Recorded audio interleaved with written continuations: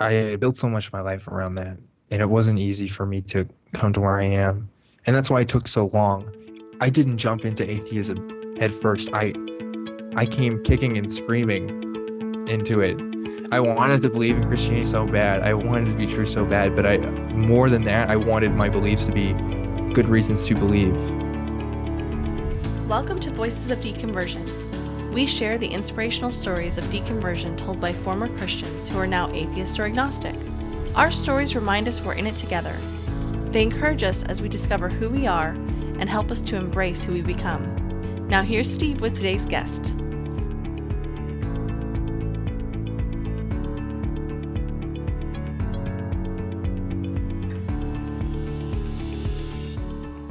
Welcome back for episode 47. It's great to be back with you.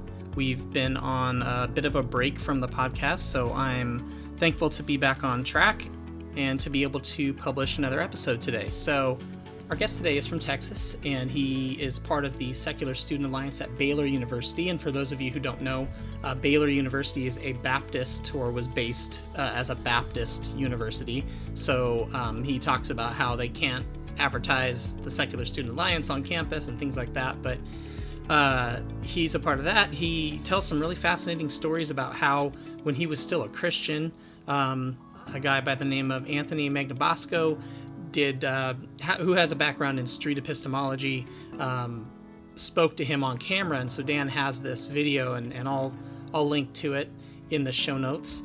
But now Dan is actually doing some of that street epistemology stuff. So he talks about what that is, and his first 12 years he was a Methodist, and then he went to a Baptist church later on. His dad had a background of being Catholic. What I really loved about Dan's story was, you know, he was really a true believer, and he really was seeking the truth and wanted to have good reasons for what he believed. And that also reminded me of my journey a bit. And for many of us, it's that way. We really want to be good Christians, and we're trying to find our way, and in the process, we find our way out of it. So I love the sincerity, the authenticity that Dan expresses regarding his story. You can check out a lot of Dan's work. He's doing stuff on YouTube right now under Street Epistemology. You can find him under the name Objectively Dan, and of course I'll have links for that in the show notes. He also has just been a part of starting a show that he's hosting called Truth Wanted, and you can also find that on YouTube. There's a Facebook page, and they're just kind of getting started with that. It's a call-in show, and again, I'll leave links for that. But it's very exciting. He's doing a lot of things, and he was just, like I said, a pleasure to speak with. And without any further ado, here's my conversation with Objectively Dan. All right, well, I am happy to welcome to the podcast today, Objectively Dan. Dan, thanks so much for joining me. Yeah, thank you. It's a pleasure. Yeah, so I always like to start out by asking people, how do you identify if someone were to ask, you know, are you atheist, are you agnostic, or is there another term that you prefer to use? The term I would use right now is atheist, and I define that as a lack of belief in God.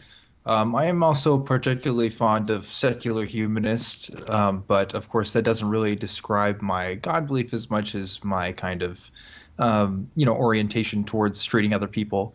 And agnostic atheist would also be valid in the sense that I don't know for sure that there aren't any gods, but I still don't claim to have any belief in them. Okay. Well, how did Christianity influence your childhood?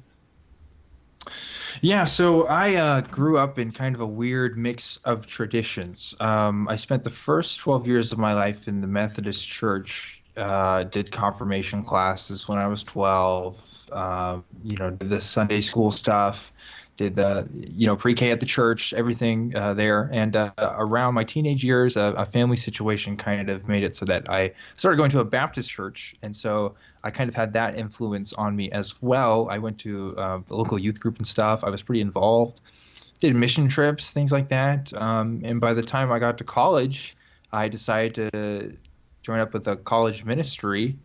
And eventually I became a student leader in that as well. And I did that for a while. And I also did church camps too. I started off as a counselor, and I ended up becoming kind of a lower level manager there. I actually wrote some of the Bible studies and stuff for it. And, I was just very, very involved. My faith was a big deal in my life. So for you said sure. for the first 12 years you were Methodist, and then after that, Mhm. did you say you kind of bounced around some different churches, or? Yeah, I went to a Baptist church. I probably would have still described my beliefs as Methodist, but to be honest, at that age, I probably wasn't as aware of the difference enough in the denominations Yeah. to make a specific claim.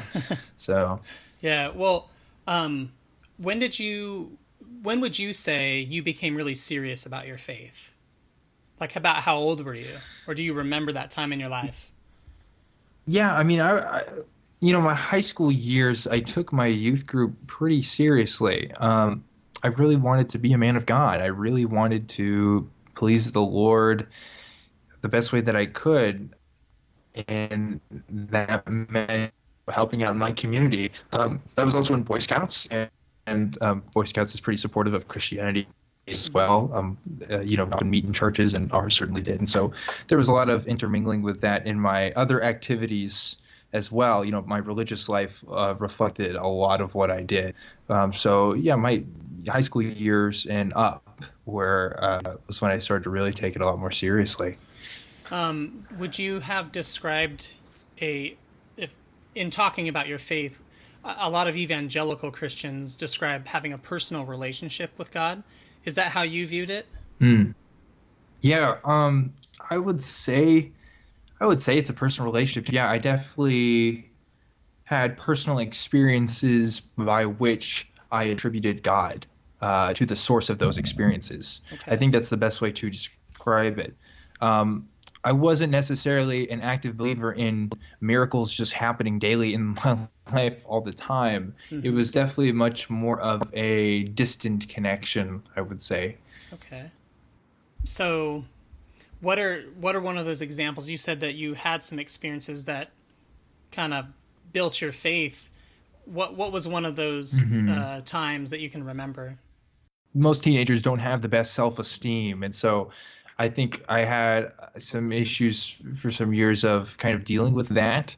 And there were times where I tried to pray to God to give me a sense of peace in my misunderstanding of things, and to just try to find joy in him. And there were times where I prayed and I was surrounded in church community where I would describe it in the sense that I felt his presence in Okay. some sense. And that was probably the most, I would say, direct connection I had with that God construct, right? Okay. Yeah, so just like kind of in my mind, a really typical Christian reliance on God for if you're going through a difficult time, you lean on Him, you pray to Him, you felt that Hmm. connection. It sounds like, Right. yeah, Yeah, I leaned not on my own understanding, right? I was, I typical Christian Texan kid, right? I would say that I probably took it a little more seriously than a lot of people my age. But besides that, I was your average Christian for the most part. okay. What about your family? Tell me about your family and how Christianity kind of manifested in them, or how Christianity kind of played out in their life. Yeah, so my dad formerly was Catholic. Grew up in the New Orleans area, so a lot of people there are Catholic. And at some point before he married my mother, he kind of switched to a Protestant denomination, specifically Methodist. Okay. And so that's why we went to the Methodist church when we grew up. And so, but like we never had really distinctions of theology in our house, you know. And we prayed every once in a while. We certainly prayed when the family was over during for Christmas dinners and Thanksgiving and all that. But I definitely took it. I probably took it the most seriously in my family, or at least I was up there in seriousness. I'd say my dad took it pretty seriously as well, and my brother did for some extent, but he still has a God belief now. Okay. He would probably describe himself as non-denominational, and I don't think he's active in any churches right now. Okay. He's in college, and he's kind of figuring stuff out right now. Yeah. I wouldn't say he's agnostic, but he's certainly much more deistic in his understanding of God, I would think. Okay. And your mom, anything in particular stand out about her faith?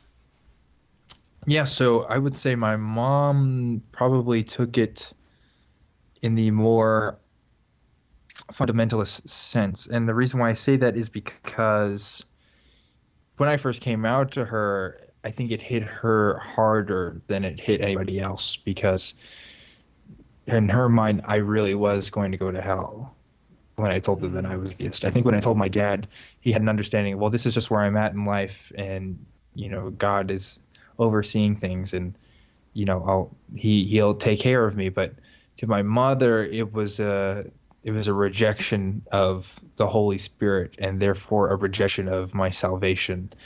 And so it had a much more personal impact on her when that happened. And so that's kind of a way I would describe her faith, in that it's much more personal to her than it is compared to my other family members. Yeah. Well, since we're talking about that, that actually sounds really interesting, and it is jumping ahead a little bit, but that's okay. Tell me about Mhm. that experience of telling your mom that you weren't a Christian anymore. Did you plan out how it was going to happen, or did you just did it come out all of a sudden?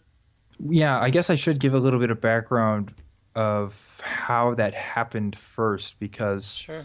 it's a little bit different than a lot of people, I would say. I had a conversation with a guy named Anthony Magnabosco a few years ago, and he does something called street epistemology, which is just a method of conversation with people that focuses discussion on beliefs, and tries to, be as neutral and objective as possible in discussing belief claims.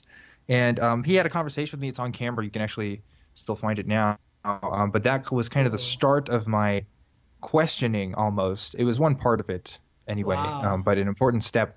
And so when I talked to my mother about it and I talked to my parents, I tried to do a kind of street epistemology approach, in the sense of, if they were trying to make a claim to me while we were kind of talking about it, I would want to kind of examine that with them and try to see if that's true. But it ended up backfiring pretty bad, because they thought I was trying to use some sort of atheist evangelism technique on them, Oh, wow.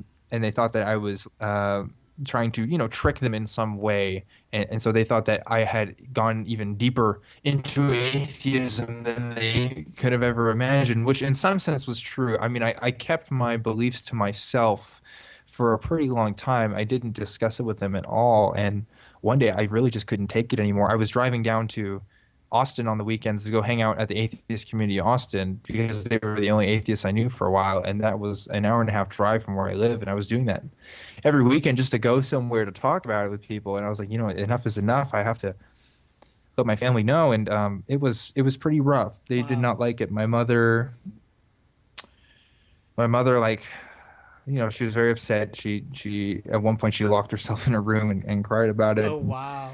didn't want to talk to me for a while, and it was really bad. My dad was mad at me for making my mother upset, Oh, and no. I didn't want to make anybody upset. I just wanted Right. to be I just wanted to tell them what I believed and where I was at, and I couldn't help that, you know. Right. And So it was this drive I home they from Austin. You said that you were just like, I can't do it anymore. I've got to tell them. And so you drove home, and Yeah, just that night just had that conversation. I yeah, I just was like, I can't keep living in the closet in my parents' own house. Yeah. And I knew my parents well enough to know that I was going to be safe. I Hmm. was going to be okay. They weren't going to kick me out. But I didn't expect the kind of reaction that I did.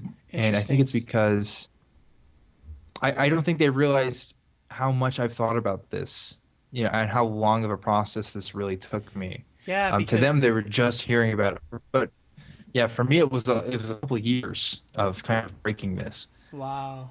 you know. How old were you Mhm. when Anthony? I can't remember his last name, but when this Anthony spoke to you, how old were you then? I was 19. Okay, so you were 19, and a couple of years later, you were an atheist.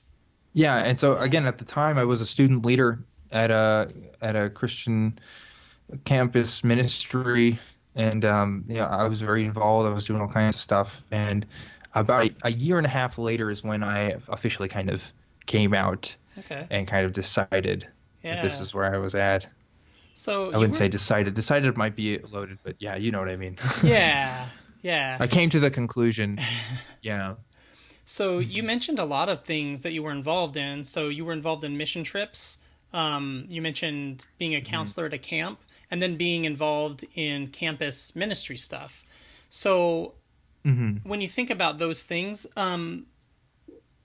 which one of those things would you kind of call out and maybe talk about, because it's got some real significance as far as paint the picture for us, and just like give us an example of how your faith was playing out in one of those scenarios.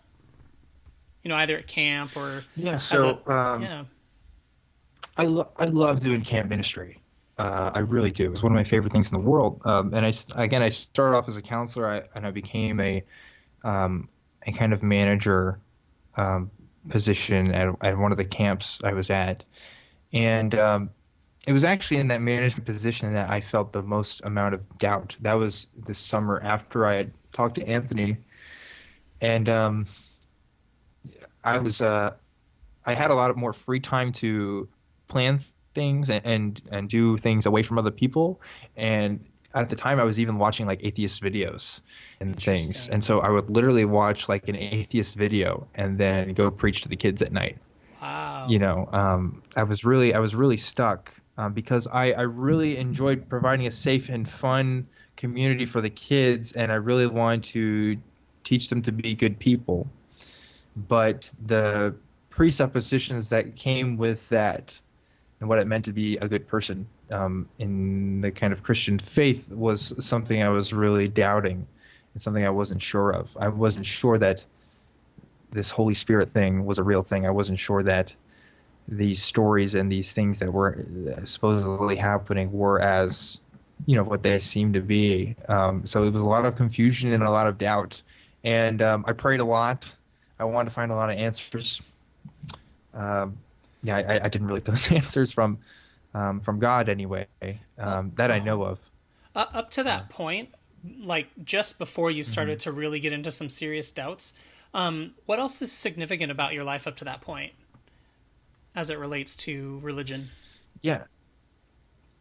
Uh, yeah. I mean, like I said, I was just always really involved, and I was still doing the college ministry stuff. Hmm. Um, to me, it was the humanist part of Christianity that I enjoyed the most. It was the helping other people. It was being in community with others that was my favorite thing, Hmm. and that I took the most joy out of. And I try to emulate that now, even though I'm not a Christian, and try to provide that same sense of community and feelings of joy in other people. And so I'm not ashamed of saying that I was a former Christian. Yeah. In fact, I celebrate that tradition because I had such a great positive experience for the most part. There were some times that it wasn't great, and I know for a lot of people it wasn't great, and I completely recognize that. But for Hmm. myself, I had a lot of great times, honestly. Yeah. But it just because I was having great times doesn't mean that it was true, right? Right. And the more that I was honest with myself, the more I kind of fell away from being a Christian because I couldn't justify the things I was doing the way that I used to anymore. Hmm. Interesting. So through high school, for the most part, you didn't have any real significant doubt. Yeah, I definitely had periods of doubt. In fact, if you watch my original interview with Anthony, I did claim to be an atheist at one point. Okay. I retract that now because I don't think I understood really what an atheist meant. I think a more accurate term would have been I was a doubting Christian Huh. because I had a friend, my best friend from, I known him since middle school, one day came out to me as an atheist, and we had lots and lots of talks. He was a great guy, smart guy, but I was so shaken up by his doubts because he seemed to have so much more knowledge than I did about the Bible and Christian history and things, and I felt like I Wow. couldn't answer him. And that was I remember the first time in kind of that middle school, early high school period of feeling a significant doubt. But Wow.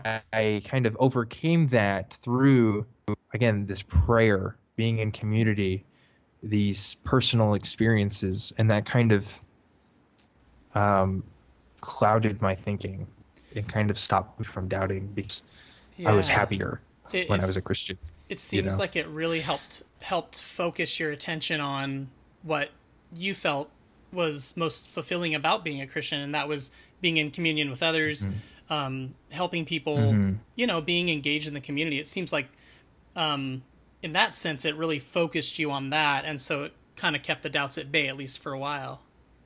Yeah, it's like I would almost say, who cares if it's true or not? Like I'm having a great time with these people, and it brought my life so much meaning, Yeah. you know. And but I had to realize I did care. I did care if it was true or not. Um, and once I found the option, and also once I saw the courage from other people who were outspoken about their atheism, especially through YouTube and lots Cool. of people on the internet, when I realized there were other people who had not only had the same doubts that I did, but came to different conclusions with those doubts, I realized that I identify with that a lot. And the more I thought about it, the more it made sense. The problem was there was just no secular communities around that I could express my identity through, And you grew up honestly. in Texas, near Yeah, Austin? I grew up in the Central Texas area, Okay. so kind of close to Waco. Okay. Um, and the So definitely I a know a very guy. Christian part of the country. Yes, David Olivero, who has the Preaching Humanist show, has a great joke about Waco. He's from there. He says there's more Christians than people in Waco, and I think that's really true. Oh, that's really Um, funny. yeah, it's it's really great. But seriously, I mean, every corner has a church around here. It's pretty wild. And there's hardly any secular community around here. Um, Yeah. Yeah, but it sounds yeah. Yeah, the Atheists of Austin, you mentioned that you had, visited them or at least spent time with them, and from what I hear, they were like super active, or they have been super active for years. oh yeah, so what I did was I would drive down to Austin on the weekends, which again, this is an hour and a half drive down there and back, and I'm in college, so having to Yeah. pay for gas and stuff. And I would screen calls for the Atheist Experience Oh wow. for a little while. And so Eric and Jamie, uh, Jamie Boone and Eric Murphy from Talk Heathen were actually call screeners with me, and now they got their own show down there with Talk Heathen and Oh stuff. So cool. I get to brag that I knew those guys. Knew him in the early stages. Yeah, it was great to meet, specifically the superstars that are down there at CA, and find community there. And I've since found community at the Secular Student Alliance at Baylor University. Although I don't go to Baylor University, they have one here, and it's one of the only secular communities around. And it's nice to find other people closer I to my age to kind of hang out with and talk about this kind of stuff with. So I love hearing that there's a secular student alliance at a Baptist school.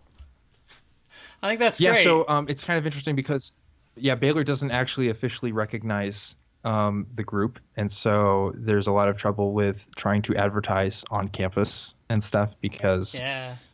we can't. So we have to That's find. We crazy. operate by word of mouth. I like to joke that we're kind of like an underground church, you Right? know.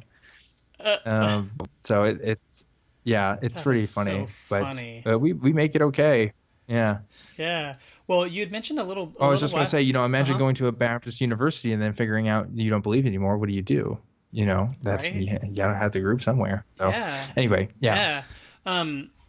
So a few minutes ago, you had mentioned that one of your earliest doubts was you were doubting the Holy Spirit, and this is around the time you were a camp counselor. hmm What specifically started you doubting that? Was there something that you remember troubling you? Yeah. So around this time, I was getting into a lot more liberal Christianity, and so I was listening to a lot of guys like Michael Gungor and Mike McHargue and Rob Bell and Pete Enns. These guys that were sorry, Pete Holmes.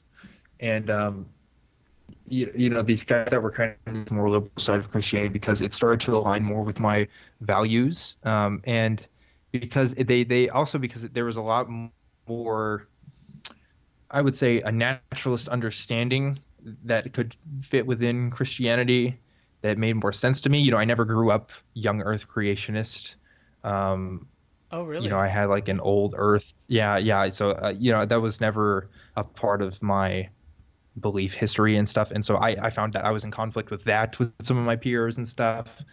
So I was able to kind of make this work. But when I started to look more into ideas of consciousness and stuff and these ideas of experiences, I was reading Sam Harris's stuff. And, Sam Harris talks a Wow. lot about neuroscience and how we, kind of look at the brain and study these things. And I realized that everything that I ever experienced that I would have once called the Holy Spirit or once called God could have easily just been a brain state, Yeah. could have easily just been a natural phenomenon. So if that is an explanation that works just as valid, how do we determine which is true? What can we do? And so I realized that the states that I did have that I called the Holy Spirit were very specific, and they were launched by very specific circumstances. Mm-hmm. I was in community, or I was either isolated. I was either feeling strong emotions. Replicable factors that could definitely influence these experiences. And if there are natural factors, natural variables that we can account for, it didn't really make sense to say that this was some sort of supernatural thing, because the supernatural shouldn't run by like a natural logic, it seems like, right? It should kind of supersede that. Right. And, while I was there, I never witnessed anything miraculous that I couldn't explain by a natural means. I've never personally witnessed anything like that. So it started to fall away. Yeah, so it sounds like you were reading a whole lot, and were you watching YouTube videos at that time, like atheist YouTube videos? Yeah, yeah. Okay. So you're really doing a lot of personal work. A lot of research. Yeah. A lot of people don't. Sometimes they look at my story and they think that street epistemology, like that one conversation, did a lot, and it did do a lot, but most of it was just me just researching on my own and trying to figure this stuff out. I spent so many hours reading up on like these theologies and philosophy and science that I had just never had considered as deeply before, partly because I was probably afraid Yeah. of what I might find. Yeah. But it was definitely a big personal project that took a long time, and it took very seriously. Yeah. So you had identified when you were younger. You identified as a Methodist Christian, conservative Christian. Mm-hmm. Yeah. And when did you transition out of identifying as a Methodist conservative Christian? Yeah. So again, it was kind of in my college days where I started to challenge my conservatism. I think most people think Methodist and they think kind of more liberal, but Right. just Right. because the area I was at, that wasn't really the case. And so, like I said, once I started to discover a more liberal side of Christianity, I remember I was listening to the Liturgist podcast, and they have a great episode about homosexuality.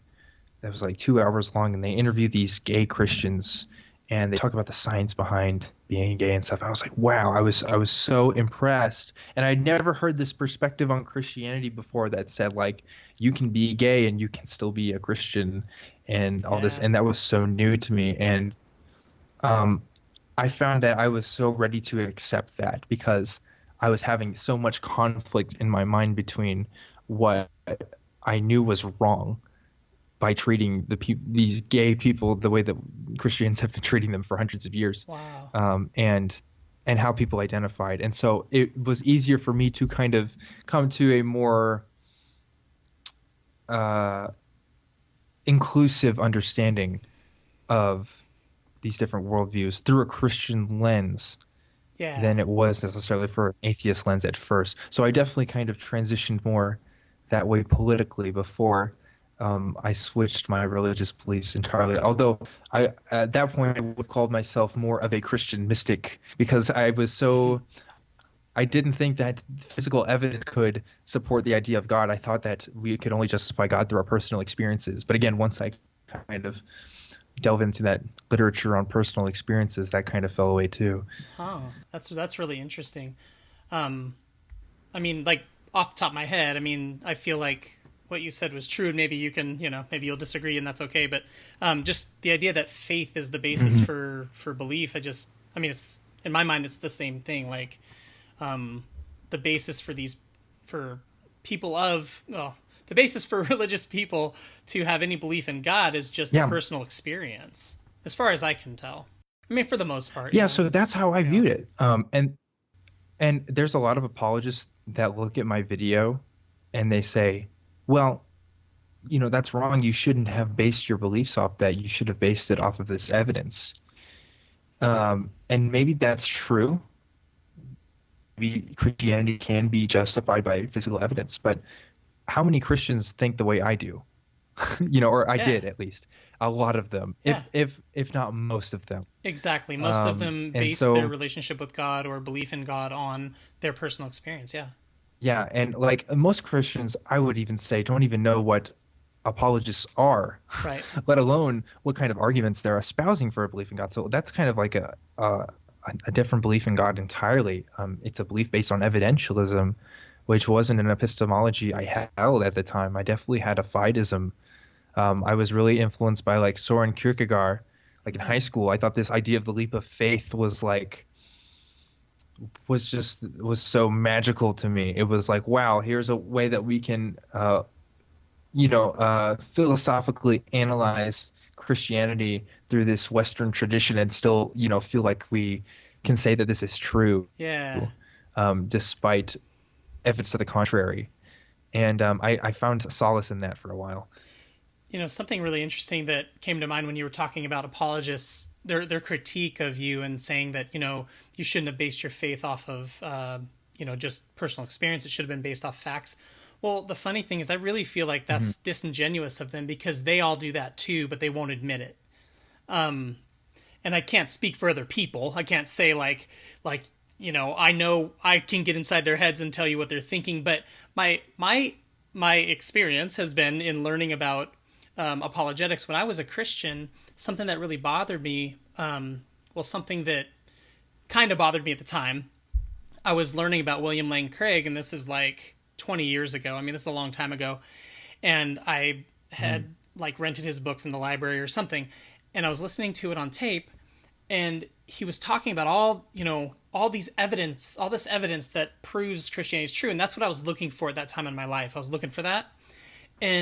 But then he said it, he kind of like qualified it by saying, well, but we first have to have belief. Like belief is part of that. And so I find it so ironic that he, among other apologists, really all they do is talk about facts and evidence as if that's all they're basing their belief in God on, when I really feel like that's actually not the full picture, Yeah, I can't speak for all apologists, obviously. And some of them I do talk to and try to build some sort of relationship with. Yeah. But it is interesting to me to see the presuppositions that they do hold, whether they consciously realize their presuppositions or not. And I think William Lane Craig has been on camera saying that he does have a presupposition of the Holy Spirit, Yeah. Confirming to him that what he is saying is true. And if you hold something like that, if you hold a belief like that, how can you ever be convinced otherwise? Well, that's it. What level of evidence is ever going to convince you? Yeah. You're a closed book. And if you're a closed book, then why even bother talking to you? Yeah. There's just no point. I'm open to being convinced that Christianity is true. But you have to demonstrate to me in a way that I can find satisfactory. Exactly. Yeah. Well, let's get back into your story just for a little bit longer. At the time we kind of digressed a bit. Was you were talking about how you were just like really learning about you were listening to Sam Harris, or learning reading his writings or listening to him or something, you were listening to Pete Holmes, and you were influenced by Rob Bell, and all this is going on. So was there a time during this period that you can look at and say, at this point, I really realized I wasn't a Christian anymore? I mean, you said that interaction with Anthony was big, but what else was big? And kind of what led you right to the tipping point? It's so confusing looking back, because I went back and forth for so long. Because I guess maybe you felt this way. When I was a Christian, you kind of feel like your life is in a grand narrative. Yeah. You kind of feel like, oh, this experience, I'm having this experience now, but God is going to do something in my life, and he is going to change me, and I'm going to be able to use my story to inspire other people. Right? This is my Job moment. Right. I just have to be faithful in that. And, so I had that narrative in my mind for a long time, and I was really involved with my community. I had a Christian girlfriend, a Christian family. I mean, I had every single reason to stay. Because if I left, what was I going to do?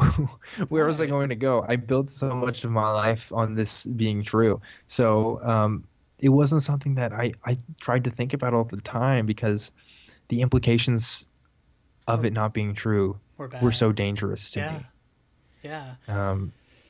So, I mean, for me, it was in a moment. My wife actually, I was talking to her about the humanity of Jesus. I mean, I'll skip my long story. I've told it before, but at that moment I was talking about that particular subject.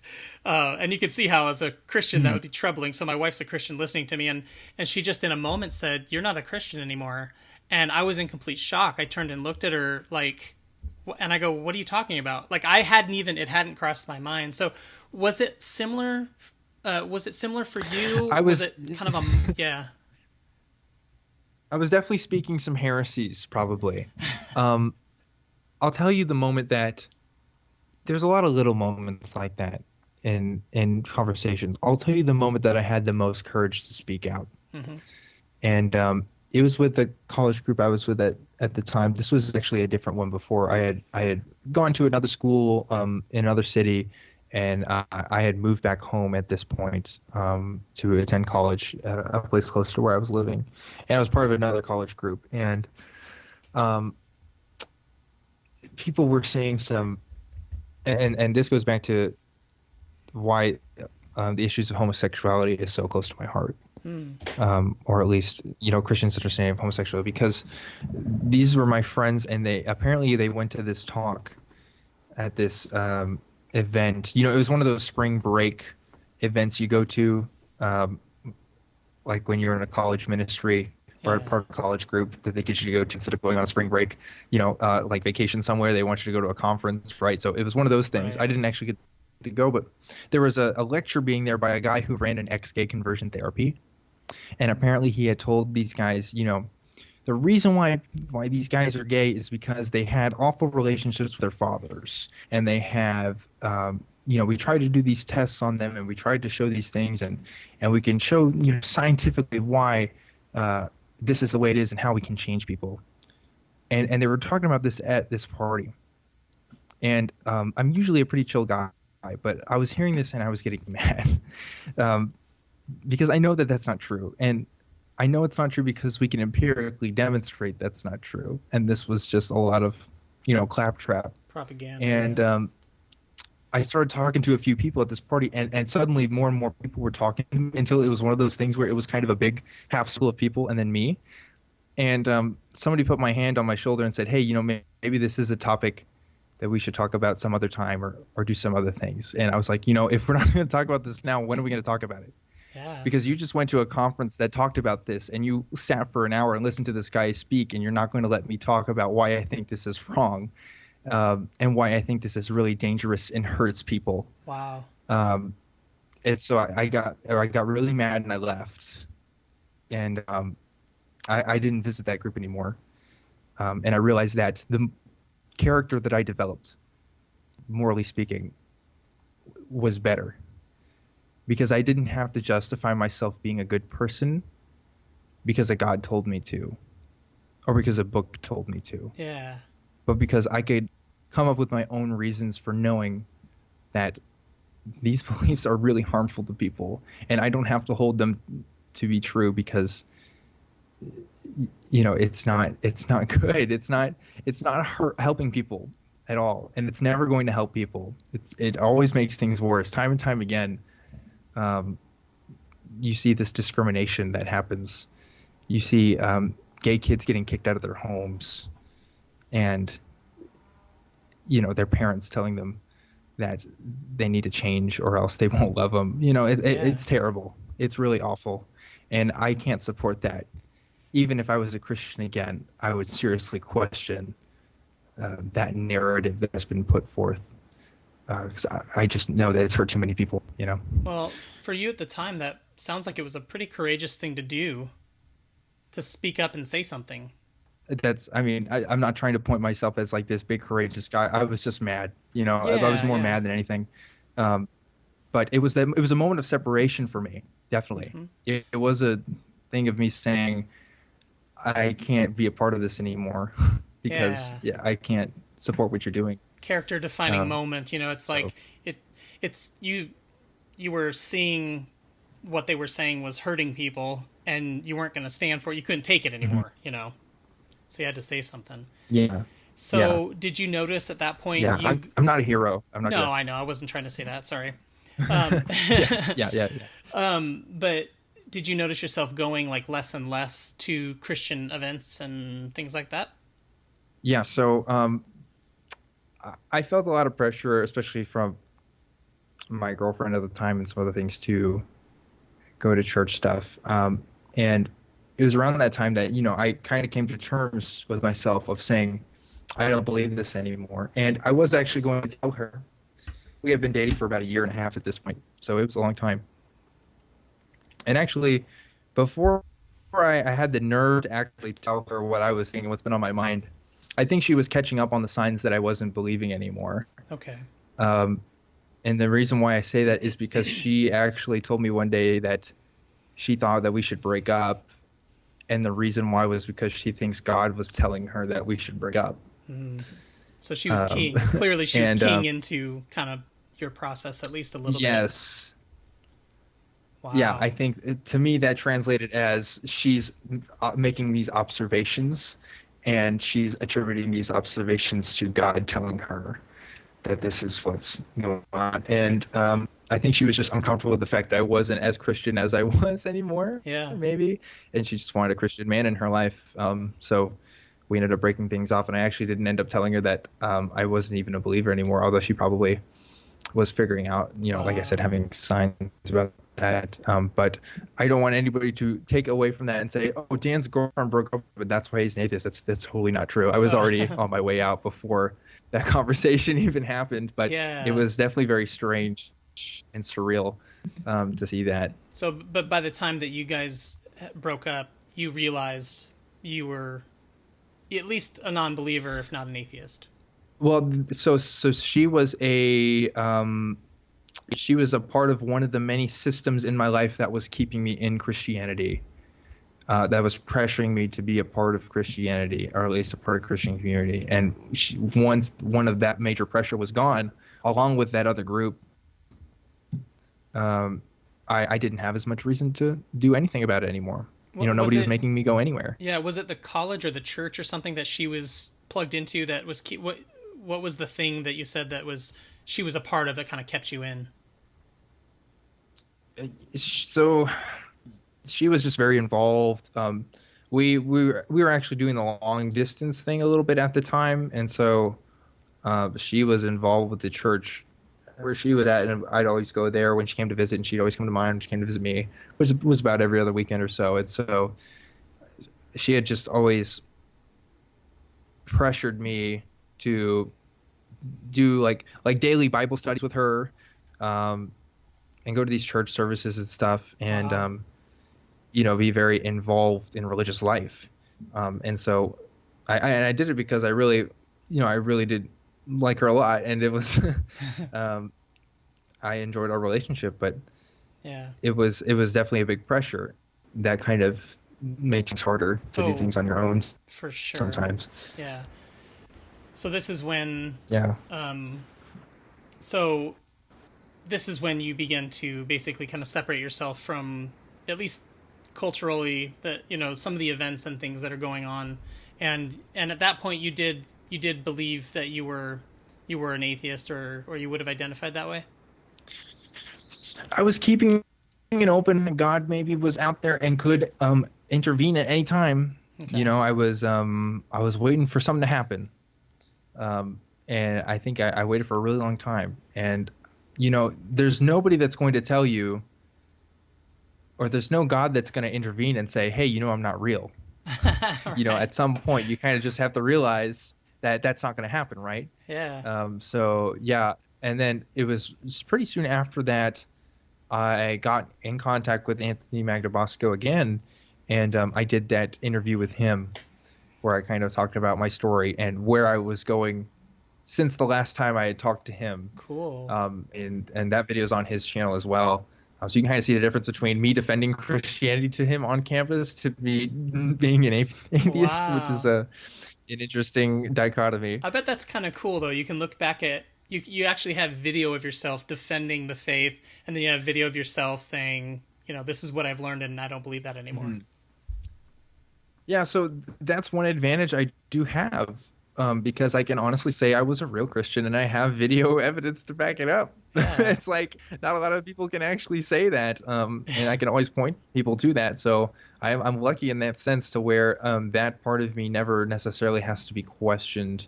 Yeah. I guess you can question the legitimacy of my belief, maybe, in the sense that was I believing in the right things, but you can't doubt the sincerity of my beliefs, I don't think. Yeah.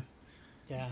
Well, you went from a really strong Christian, super involved in tons of different Christian activities, to like barely like hanging on to your faith, to an atheist. So, what was most difficult about that whole process for you? I'm a college kid in Central Texas. I didn't really know anybody that felt the same way I did for a long time. So it was hard. I didn't get to just talk about it. And the entire year and a half search of me doubting, I didn't open up to a soul. In fact, I would say the time that I talked to Anthony on camera for that interview was probably the first time I said out loud that I was an atheist. Wow. Because up until that point, this was all me doing internet research by myself, away from other people. And I would ask questions and have conversations with people about their faith and what they believe and what they thought about things. But I never told people that I wasn't a believer anymore. And so once I finally got plugged into kind of other secular communities and started to get to know more people and stuff, that was really helpful. But the distancing myself from my role in ministry and my my culture that I grew up in was very hard. And once my video actually got out to my old ministry Oh, and wow. people saw it, I started getting messages from people. Interesting. And that wasn't fun. I didn't expect that to happen. I didn't think that some Christians would be watching some guy's atheist channel, Right? but Yeah, that's that's kind of what the surprising. ones that I knew.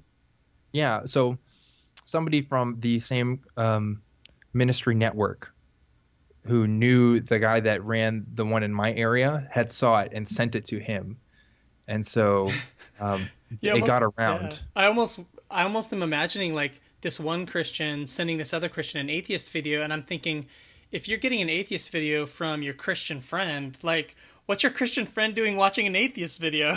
I don't know. You Some know? people are interested. A lot of Christians are interested in street epistemology because they're kind of scared Oh, of I it, I see. think. And they're scared because they have stories like me out Yeah. there. But yeah, it was, for a few weeks, I was getting tons and tons of messages.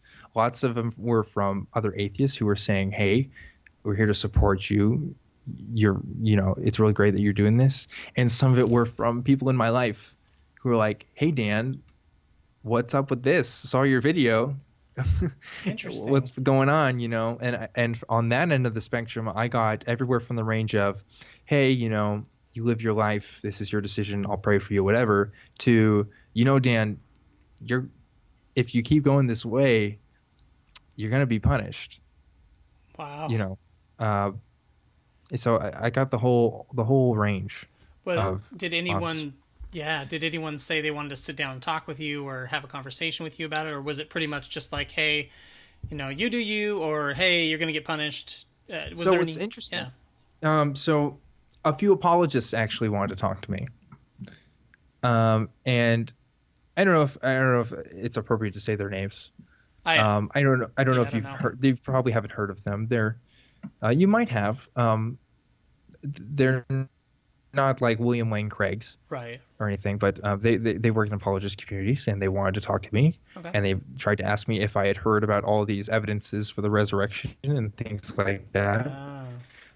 And actually stuff I hadn't heard before, and so I tried to do my due diligence and research for it and stuff, and continue to have some of those conversations. But it was interesting because it was these people who I'd never talked to before, who didn't know anything about me, who were trying to talk to me. And I guess that was a response to just me coming out through street epistemology, that maybe they want to try to win me back. Yeah. It's always fascinating to me how few Christian friends and family members want to sit down and try to help us. Like when we have deconverted, I heard Ryan Bell of Life After God say something similar, that he had... like he wasn't really getting many messages from people who wanted to and I kind of thought that too. Like you just think that the friends and family in your life will sit down and have that conversation with you. But I think for a variety of reasons, they just don't want to do that. Yeah, I talked to Ryan, actually. I know him because I did a presentation on street epistemology at the Secular Student Alliance conference this year. Cool. And he put that on and stuff. And we actually my parents found out about my street epistemology stuff while I was at that conference, and that was really hard. So they already knew... I talked to Ryan a bit about that. Yeah, and they already they knew I was an atheist. Yeah, but not like out there. They knew I was an atheist, but they didn't know out there. Yeah, doing activism essentially in some capacity. It's arguable whether street epistemology is atheist activism, but yeah. So that was really hard. That's a whole other story, but. Yeah. I remember when I did first, my dad and I, and not to knock anything on my parents, by the way. Yeah, no, I understand. I love my parents to death. They're the best people. But I told them, I was like, well, do you think you want to hear about how I got here? Like, don't you want to know what I'm thinking and stuff? And he's like, no, and, I'm too old to change my mind about these things. I don't think I'll change at this point. And I was so shocked that he would say something like that. It was like, well, Dad, I wanted to say to him, like, Dad, what if I said that to you? Like, I'm just never going to change my mind about this. Like, is that an honest response? Is that something that you would want to hear? Yeah. And it's fascinating to me. Like, you're right that they just don't want to leave you alone at some level. I don't know. That's the kind of response I got. Yeah, like just real briefly, my wife and I went to we were part of a young couples Christian group, and then I was off to Bible school and kind of deconverted while I was there, and we sort of spent less and less time with this couples group, and then like, I don't know, 3, 4, 5 years later, everybody kind of got together again as like a little bit of a reunion, and by that time they all knew that I was not a believer, and they were all friendly, some more than others, but certainly there were people who were creating distance and they were not being very friendly. Like they were talking to me, but they were not warm like it used to be. And but some of them I could tell were emotional about it. Like we were like, actually one of them was my former youth pastor who went through a lot of Christian development with me. And so I do think there's a variety of responses and reasons why people respond that way, but I just think that most people don't want a debate. Most people don't want you to take their faith away from them. I think a lot of it has to do with that, probably. You know what I think? I think you're challenging their perception of what an atheist is to them, because they don't expect you to be, especially if you are a good person in their community, and that challenge is uncomfortable, I think. because they already have a stereotype or an idea of what an atheist is supposed to be, and you don't fall under that easily. And so they can't prescribe a narrative to you as easily. Like, oh, Yeah. they can't say, oh, your marriage fell apart, so that's why you're an atheist, because something bad happened to you, or it's not as easy to kind of deconstruct your life Yeah. as it's often made out to be. That's very true. It is often made out I to know be that was that. the case for me. Yeah. Yeah, because I was so involved. I was so happy with what I was doing. It came to a shock to a lot of people. So a lot of people like ask me, like, are you depressed? Is this something emotional going on? And it's like, even if I was depressed, that doesn't mean that everything you're saying is true. Yeah. Like that we can't evaluate that. So Did you at any yeah, point mourn the loss of your faith? absolutely. Yeah, it was really hard. Um, I built so much of my life around that, and it wasn't easy for me to come to where I am. And that's why it took so long. I didn't jump into atheism head first. I came kicking and screaming into it. I wanted to believe in Christianity so bad. I wanted it to be true so bad, but more than that, I wanted my beliefs to be good reasons to believe. Yeah. I wanted to have good reasons to believe first, and I found I couldn't do that for myself anymore. And what do you do? What do you do when your entire culture that you grew up around is something that you can't associate with anymore? Where do you go? I don't have the economic ability to just move somewhere that's more accommodating to me. Yeah. I thank goodness I have the internet, right? Seriously. I can't imagine people who were in my situation who didn't have that kind of technology. I mean, it's so isolating. It's so, nobody is telling you where to go next. There's no voice that's saying, this is what's going to happen, and I have a plan for you. Yeah. Not that there ever was one, but, it's like, what do you do? Well, you got to make your life on your own from there. And I'm so much at a better place now. But it was really hard for a few months when I kind of officially came out. I was like, well, this is it. This is where I'm going. Don't know where, but I'm going there. That's amazing, and that's such a real human story. I mean, that you're telling. That's just the emotions of so many of us going through deconversion. We're torn up. Like we were really. It was our life. It was our community. Yeah, it's a very difficult transition. I think the way you described it, you put it really well. Thank you. So. Well, it's real. Yeah, for sure. When you think back on that Christian version of yourself, what do you think about that person now?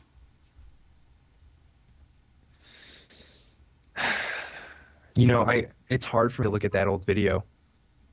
In fact, I've never watched it all the way through since it's come up again.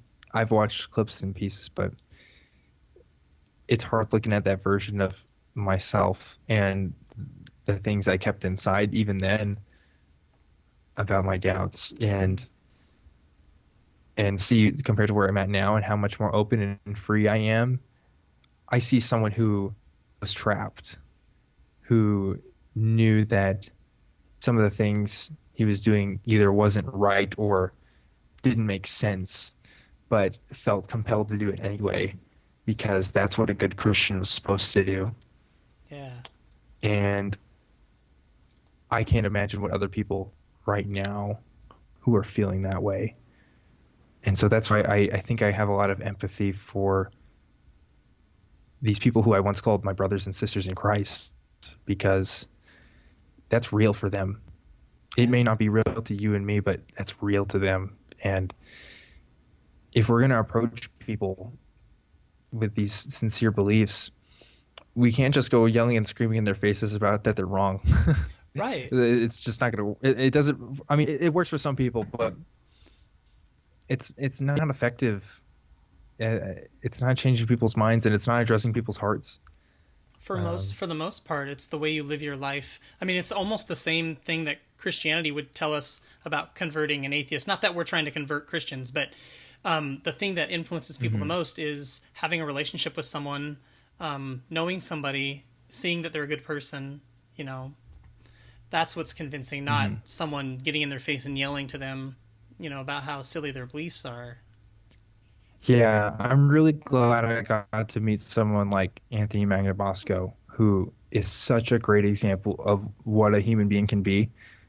He is such a great guy. He's really, really awesome, and I'm really, really glad that I certainly look up to him. I know there's a lot of people that do.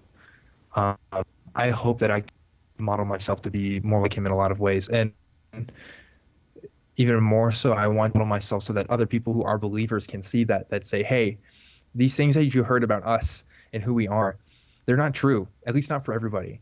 There's other people who are a lot more like you than you think. Yeah. And if you just come talk to us and just kind of hang out with us, we'll show you, Yeah. Yeah. Well, what's something that you learned or experienced that you don't think you would have if you'd stayed a Christian? Man. Something that I learned experience. I mean, I learned a lot through my deconversion while I was a Christian, so that's kind of tricky. Mm-hmm. I will say now that I'm an atheist and I've been outspoken about it now for a little bit, doing something because you think it's right before anybody tells you what to think is really, really nice and really, really satisfying. That's cool. To be able to say, this is what I believe and this is the conclusions that I've come to, and these are the reasons why. And none of those reasons have to be because I felt pressured because other people are saying this. I don't feel that as often now nearly as I did when I was a Christian. And it's such a sweet relief, I guess, to be as open and honest with yourself. So I wish I knew what that feeling was like before. Is there something in particular that you can think of that made you feel good when you thought, this is what I feel is right, and I'm happy that I can just feel that way and not feel controlled by my theology or something? Is there a specific topic or experience that you had that made you think of that? Yeah, so like I said, gay rights is a big thing that I'm an advocate for now, only because I felt like I was a part of the system that enabled that harm. Yeah. And I'd like to make reparations for that the best way that I can. Yeah.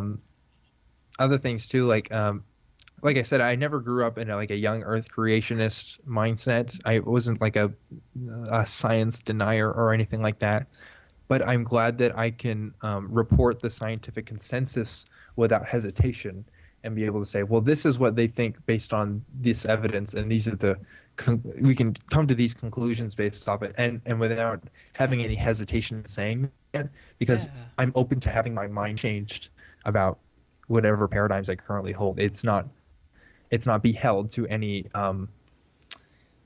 standard of a holy book or a standard of a doctrine, Yeah, that's the entire scientific method, and follow the evidence where it leads, and if the evidence overwhelmingly contradicts the previous beliefs, then science changes, and changes its mind, and that's okay. Yeah, absolutely. Yeah, I'm so much more open to change too. That's another thing. I can be open to change and open to admitting that I'm wrong without fear of reparations from my peers. There's like not as much on the line, Like as a Christian, when I was debating, like if a non-Christian, not that I actively debated or anything, but if I was having an intense discussion with someone, if they got in a really good point that really stunned me or something, like I can't even show that that's affecting me. Like I've got to not even think about it, and I've got to stand my ground for the faith, because if they're right, it all falls apart and it destroys my world. Right. But for you and me now, if we're wrong, it's okay. Like it's not a big deal. We just kind of, oh, that's a great point. I'll have to think about that or whatever. It's not as devastating. Yeah. It's such a nice thing, and more people are interested in what you have to say. I don't know if you felt this way, but it's like if you had an opinion on something in the church, you weren't really open to that unless it was under the right thing to say. You know what I mean? Yeah, you got to fall in line, kind of. Yeah, you're kind of limited in your language in some sense. Because even when I was a Christian, I probably held a lot of beliefs that my other Christians didn't hold, and so yeah, Yeah, I think that's true of many parishioners and churchgoers. Hmm. So Hmm. going through a deconversion is a huge change in your life. You were a really strong Christian for much of your life, and now, Hmm. you consider yourself an atheist. That's a huge change, but there's always something about ourselves that stays the same, something you can look back at and say, this was always true of me. What's something positive about yourself that you can say that was always true of me and still true today? Yeah.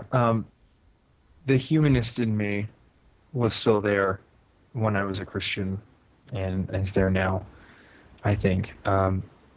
The desire to help other people and the desire to, like I said, build communities and try to love one another the best way they can, that hasn't changed. And I try to emulate that just as much now through my secular worldview as I did through my Christian faith, if not more so, because I don't have any expectations of divine rewards.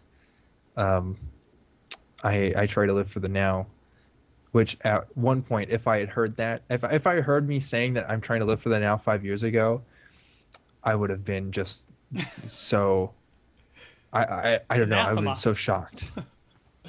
Yeah, yeah. It's like, well, you're not supposed to live for the now. This is the world. This is a worldly thing, and you're not Yeah, supposed to, associate with the world and all this. But no, it's like, yeah, I'm a part of the world, and I love it. It's great. yeah. You know, It I'm does. living with people for the now, and it Yeah, makes things more beautiful. Yeah. that's great. Well put. Well, there are people who listen to this podcast who've recently deconverted. With them in mind, what encouragement or piece of guidance would you give them? Uh, if you're just getting out and you're going through those growing pains, let me tell you, it gets better. Uh, I still deal with that now with my family. I'm at a friend's house right now recording this because I can't feel like I can do this at my house. Um, but that doesn't mean that there's not people that are there for you that don't want to hear what you have to say. And that's a really wonderful thing. There's so many people going through the same thing you're going through right now, and you're never going to be alone in those feelings. And I think more than ever, it's happening at a faster and faster rate. And my kids, if I ever have any, won't have to go through that because I'll try to love and accept them for who they are, regardless of what conclusions they come to about God. If my kid decides that Christianity is true, I'm going to disagree with him, probably, if I'm still an atheist at that point, but he can go ahead and go do it.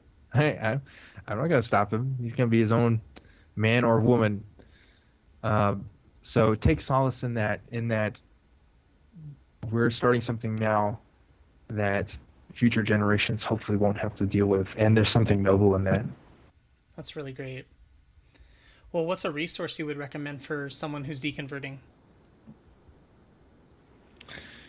Well, can I plug my own thing? Yeah, for sure. Is that shady? I don't know. Not at all. No, I So want you to. yes, if you're looking for methods of conversation that you want to be productive and you want to be neutral and calm and try to help open up people's minds around you, I really recommend looking into street epistemology. If you want, you can check out my channel, Objectively Dan, where I just uploaded my talk on street epistemology and how to do it for the Secular Student Alliance conference. I'd also recommend the people who I do my podcast with, Epistemic, on the Street Epistemology YouTube channel. They also have channels where they do street epistemology stuff.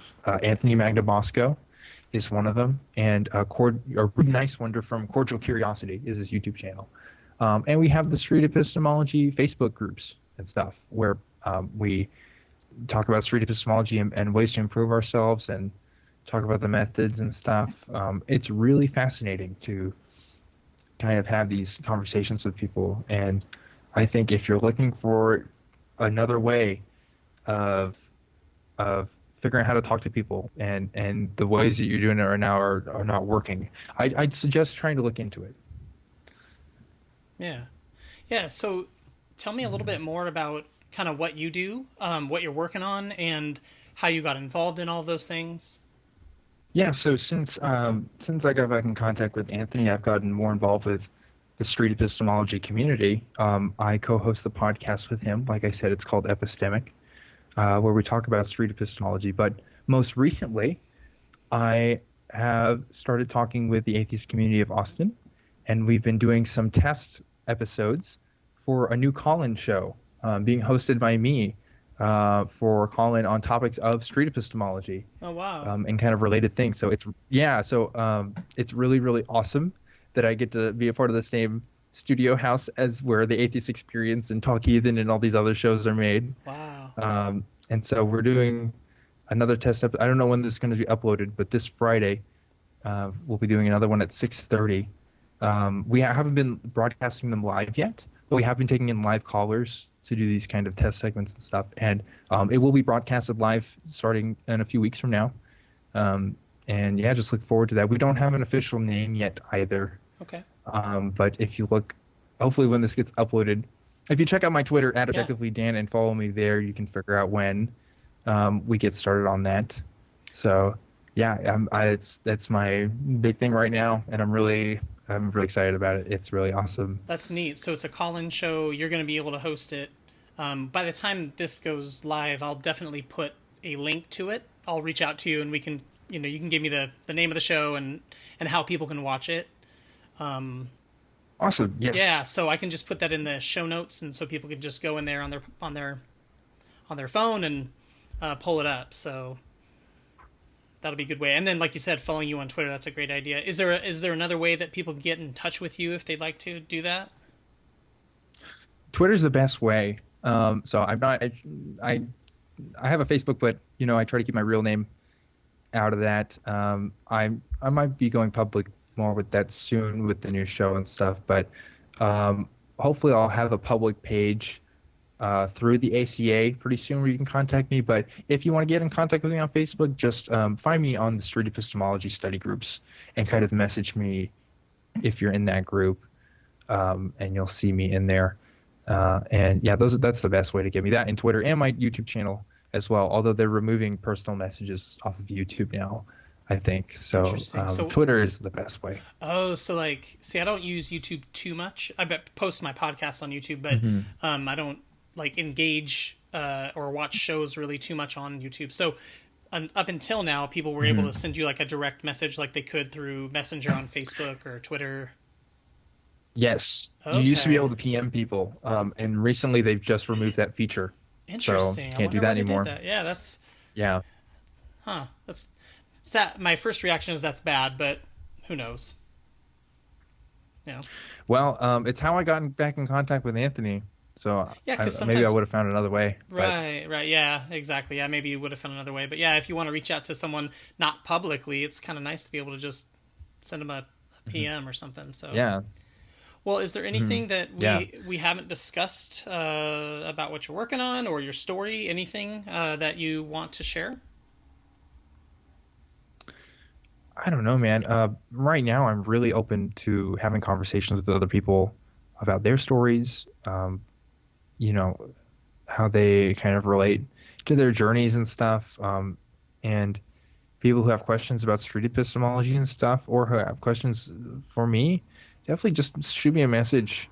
I'd love to hear from you. I'd love to hear your thoughts on stuff. Sometimes it's just good to talk to someone about it. I can definitely point you to other resources as well if you need it. The Recovering from Religion Foundation is really great about that kind of stuff, and I'm friends with a lot of the people who run that organization. And on top of that, I just love having conversations with people about this stuff, man. That's cool. It's really fun, and it's nice to know that, especially if you come from a Christian tradition, that you're not alone in your journey. That there's other people going through the same thing or similar things, and that's all we can do. There's nobody telling us what to do now. Yeah. We got to make up our own lives, and that can be terrifying and also very satisfying. So, well, having these conversations is one of the main reasons I started this podcast. Is I think I really needed it. I really enjoy these talks and hearing kind of people's stories, and it really is. I don't know. It's kind of invigorating just to hear how people have come through such a difficult thing. Yeah, absolutely. And particularly with myself, also, I really like hearing from younger people as well because I'm pretty young myself. I'm 22. Yeah. Uh, and so oftentimes people in my position don't feel like they can come out as easily or feel like that they have a voice because there's so many things that are kind of shutting them down. Um, and I'd love to be a representative of people my age who are kind of going through this as well, Yeah. just to be able to say like, hey, it gets better. Things are great. If they're going to get great if they're not right now. Um, try not to worry too much if you can. Yes. Well, that's good. I like that, and that's awesome. And I'm really glad you're out there and, doing what you can to help influence people in a positive way and help open their minds. And so thank you for what you're doing. And I haven't really, I hadn't looked into what the things you've been working on too much because we kind of connected just a couple days ago and set this up. But I'm looking forward to watching some of your videos. I already watched one of them, but I'm looking forward to kind of seeing more, and happy to, include the links and all that stuff so people can find your stuff. Yeah, thanks, man. I can't be doing what I'm doing without other people doing what they're doing. It's a community effort. I'm constantly being inspired by lots of other figures on YouTube and, people who are really involved in podcast communities as well. I'm very, very lucky to be where I'm at right now, even despite my, circumstances of getting here. Yeah. I'm really happy. Yeah. And before we go, I just had one quick question. So the ACA, what's that stand for? That's the Atheist Community of Austin. Ah, gotcha. Yeah. Okay. Austin, Texas. And this is totally out of sequence with our questioning, but the question I had written down earlier that I wanted to ask you was, how did you discover the Secular Student Alliance at Baylor? So I was helping at the Atheist Community of Austin one weekend, and after the shows are done, people like to go out and get dinner and stuff. We actually are at the studio now, which is cool, but at the time we were going out to a restaurant, and the Secular Student Alliance from Baylor had come down that weekend to kind of hang out, and I was like, you guys are from Waco too, like around the area? I was like, there's a Secular Student Alliance at Baylor? Like, I didn't know this. Like, this is just, they weren't, like I said, they're not an officially recognized group, so there's not a lot of advertising and stuff out there for them. It's just like, I'm going to hang out with you guys. Why am I driving down to Austin every weekend? Oh my gosh. That's really funny. So I actually met them in Austin, and now I hang out with them, and it's a really good time. So that's great. Yeah. That's really cool. That's a funny story. You're like, well, I've been doing all this driving for nothing? Yeah. Right? There's a bunch of college kids that I could hang out with, and, Yeah. So, yeah, That's hilarious. It's been good. Well, Dan, it's been really great to meet you, and I appreciate you kind of connecting with me on Twitter, and I loved hearing your story. It was really inspirational, and I just love hearing kind of how people work through all of this, and oftentimes, and I think it's true in your case, you feel like a better person. You feel, eventually feel more, feel connected to the new community that you find, and so it's been great hearing the story, and I just want to thank you again for coming on the podcast. Well, thank you so much, Steve. It's been a real pleasure. I'm really glad I got to talk to you about this.